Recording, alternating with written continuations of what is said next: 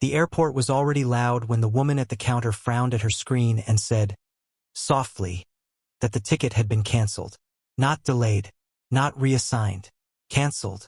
The words sat between them, heavy and final, while the line behind shifted and sighed. She waited for someone to turn around.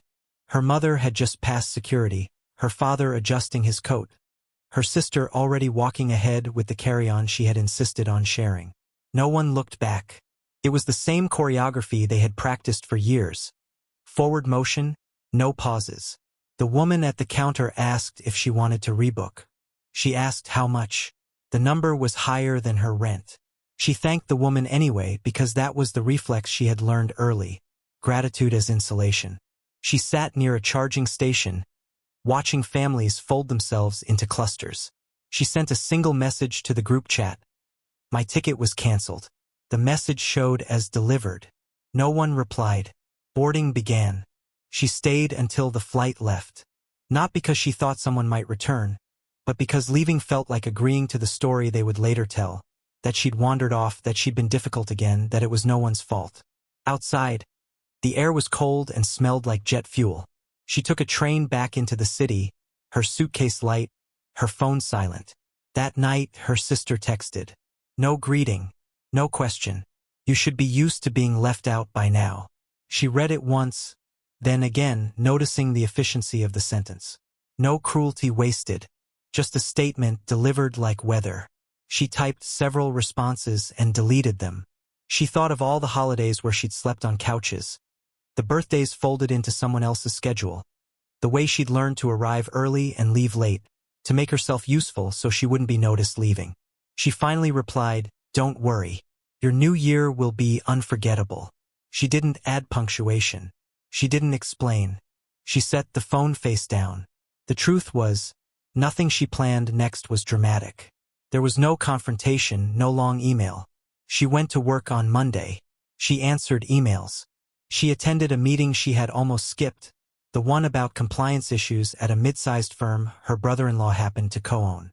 She had been hired years earlier because she was good with details, a phrase that had always sounded like an apology.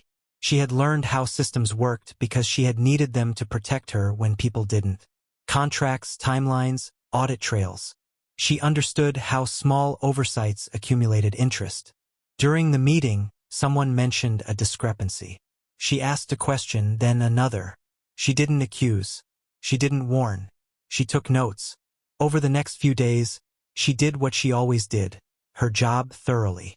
She flagged issues that had been ignored because fixing them would have been inconvenient.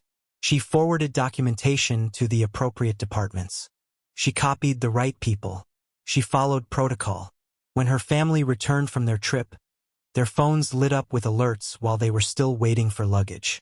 Regulatory inquiries, account freezes pending review, requests for clarification. Her sister called first, left a voicemail that started sharp and ended confused. Her mother called next, asking if she knew what was happening. Her voice already preparing to be disappointed in the wrong direction. She didn't answer right away. Not to punish them. She was in a meeting. When she did call back later, she kept her voice level. She said she was sorry they were stressed. She said she hoped it would be resolved quickly. She said she had to go. Things didn't collapse all at once. They thinned. Opportunities delayed. Partnerships reconsidered. Invitations stopped arriving. Not hers, theirs. At a family dinner weeks later, the table felt larger.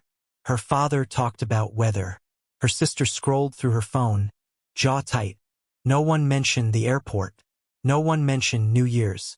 She noticed how often they watched her now, as if she had learned a new language without them. It wasn't fear. It was recalibration.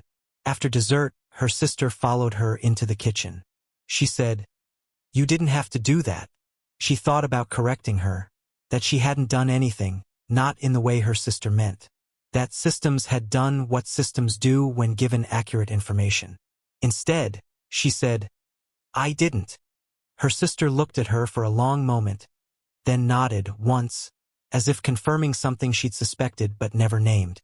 Later, alone in her apartment, she unpacked the suitcase she had never taken on the trip. She folded clothes back into drawers. The ordinary motions steadied her. She didn't feel victorious. She felt quieter. In the weeks that followed, she stopped waiting to be included. She made plans that didn't require permission. She let calls go to voicemail when she was tired. She noticed how much energy that freed. Her family didn't apologize. Not directly. They became careful instead. They asked before assuming. They paused. It wasn't justice. It wasn't reconciliation. It was something less dramatic and more durable. At the airport months later, for a different trip, she stood at the gate with a valid ticket and no one to watch her leave. When they called her group, she boarded without looking back. She took her seat, buckled in, and felt the familiar weight of movement begin. This time, when the plane lifted, it didn't feel like abandonment. It felt like direction.